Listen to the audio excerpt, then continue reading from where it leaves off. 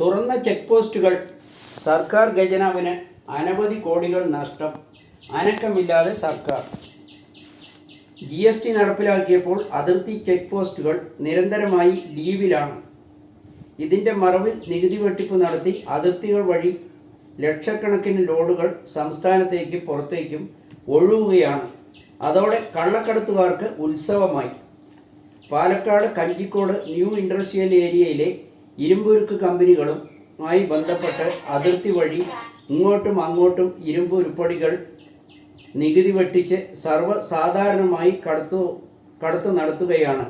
ആക്രി ലോഡൌണുകൾ കണക്കില്ലാതെ കോയമ്പത്തൂർ ആസ്ഥാനമായി വിൽപ്പന നടത്തി വരുന്നു. കേരളത്തിൽ നിന്ന് ശേഖരിക്കുന്ന ഇരുമ്പ്, സ്റ്റെയിൻലെസ് സ്റ്റീൽ, ചെമ്പ്, പിച്ചള, ഓട് എന്നീ സാധനങ്ങളാണ് കടത്തു നടത്തുന്നത്. വെറും 500 കിലോവിനുള്ള ബില്ലുകൾ വെച്ചാണ് ഇത്രയും ലോഡുകൾ കണക്കില്ലാതെ കടത്തുന്നത്. ഉരുപ്പടികൾ തമിഴ്നാട്ടിലേക്ക് വരുമ്പോൾ റിട്ടേൺ ബില്ലുമായാണ് വളരെ തന്ത്രപരമായാണ് കടത്തുകാർ നിലപാട് സ്വീകരിച്ചു വരുന്നത്. ഇതുമൂലം മാത്രം സർക്കാർ ഖജനാവിന് കോടികൾ നഷ്ടപ്പെടുന്നു. ഇത്തരം അനധികൃത കടത്തുമായി ബന്ധപ്പെട്ട് GST അധികൃതരെ സമീപിച്ചാൽ അവരെല്ലാം കൈമലർത്തുകയാണ്. പരിശോധനയ്ക്ക് അധികാരവും അനുവാദവും സർക്കാർ തന്നിട്ടില്ല. നിങ്ങൾ എറണാകുളത്തെ കമ്മീഷണറുമായി ബന്ധപ്പെടുക എന്നാണ് പറയുന്നത്. കമ്മീഷണറെ കണ്ട് ബന്ധപ്പെട്ടിട്ടും ഒരു കാര്യവുമില്ല. അവർ സർക്കാർ ധനകാര്യ വകുപ്പിനെ പഴി പറഞ്ഞ് തടി തപ്പുകയാണ്. സംസ്ഥാന സർക്കാർ കടുത്ത സാമ്പത്തിക പ്രതിസന്ധിയിൽ ഞെരിപിരി കൊള്ളുമ്പോഴാണ് മറുഭാഗത്ത് സർക്കാർ അറിഞ്ഞുകൊണ്ട് തികഞ്ഞ അനാസ്ഥയും അലംഭാവവും കൃത്യവിലോപവും നടന്ന് ഖജനാവിന് കനത്ത നഷ്ടം വരുത്തുന്നതായി വ്യാപക പരാതികളാണ് ഉയരുന്നത്. സർക്കാർ ഇതെല്ലാം അറിഞ്ഞിട്ടും നിരുത്തരവാദപരമായ നിലപാടുകൾ കൈക്കൊള്ളുന്നത് എന്തുകൊണ്ടാണെന്ന് മനസ്സിലാകുന്നില്ലെന്ന് ജനങ്ങൾ പറയുന്നു. നിരന്തരമായി സ്പിരിറ്റും വ്യാജമദ്യവും ലഹരി, കുഴൽപ്പണം തുടങ്ങി കടത്ത് നടത്തി വരുന്ന സാധനങ്ങൾ ഇനി കടത്താൻ ബാക്കി ഒന്നുമില്ല. അത്രയും കടത്താണ് ചെക്ക് പോസ്റ്റ് വഴി നടന്നു വരുന്നത്. പാവപ്പെട്ട ജനങ്ങൾക്ക് തൊട്ടതിനൊക്കെ 18% GST തട്ടിപ്പറി നടത്തുമ്പോഴും വിശപ്പിന് ആഹാരം കഴിക്കുന്നതിന് 18% GST ഈടാക്കുന്നു. അന്തി ഉറങ്ങാൻ ഒരു ചെറിയ വീട് നിർമ്മിക്കുമ്പോൾ മൊത്തം ചെലവിൻ്റെ 30% GST കൊടുക്കേണ്ടി വരുന്നു. ഈ സാഹചര്യത്തിലാണ് പല കോടികളുടെ നികുതി വെട്ടിപ്പ് നടത്തുന്നത്. സർക്കാർ നോക്കുകുത്തിയാണെന്ന് വേണം കരുതാൻ.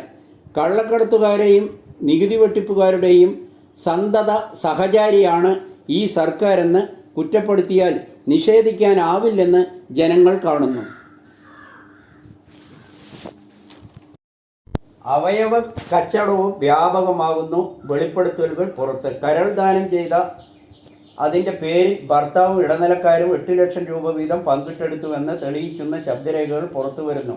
കരൾ ദാതാക്കളുടെ കൂട്ടായ്മയുടെ മുൻ സംസ്ഥാന ജോയിന്റ് സെക്രട്ടറിയുടെ ഫോൺ സംഭാഷണമാണ് പുറത്തു വന്നത്. അയാൾ സ്വീകരിച്ച ആളിൽ നിന്നും 15 ലക്ഷം രൂപ താൻ കൈപ്പറ്റിയെന്നും ഇതിൽ 8 ലക്ഷം ദാതാവിന് നൽകിയെന്നും ബാക്കി 8 ലക്ഷം ഇടനിലക്കാർക്ക് വീതിച്ചു കൊടുത്തതായും സംഭാഷണത്തിൽ വ്യക്തമാകുന്നു. തനിക്ക് സ്വന്തം ലഭിച്ചത് വെറും 2 ലക്ഷം രൂപയാണെന്നും വെളിപ്പെടുത്തുന്നു. തൃശൂർ സ്വദേശിയായ ഓട്ടോറിക്ഷ ഡ്രൈവറിനാണ് പണം തട്ടിച്ചത്. 50 വയസ്സുകാരനായ ഇദ്ദേഹത്തെ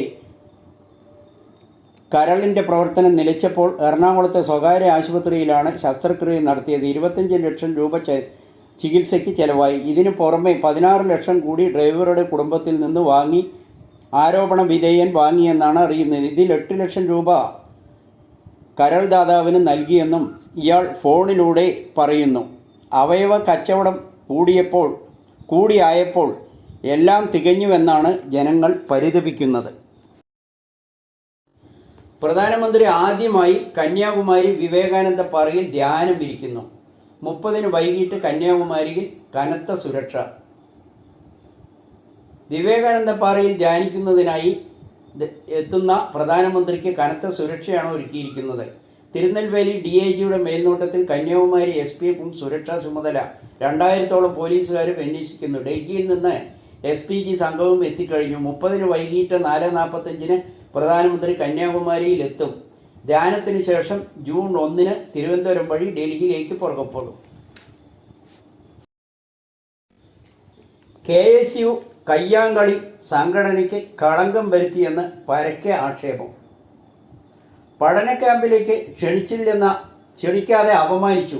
കയ്യാങ്കളിയുടെ പേരിൽ 4 പേർക്കെതിരെ എടുത്ത അച്ചടക്ക നടപടി പക്ഷപാതപരം. അലോഷ്യസ് സേവ്യറിനെ ലക്ഷ്യമിട്ട് കേന്ദ്ര നേതൃത്വത്തിന് കെ സുധാകരന് പരാതി. തൻ്റെ അനുയായിയായ KSU സംസ്ഥാന അധ്യക്ഷനെ സംരക്ഷിക്കാൻ VD സതീശനും രംഗത്തെത്തി.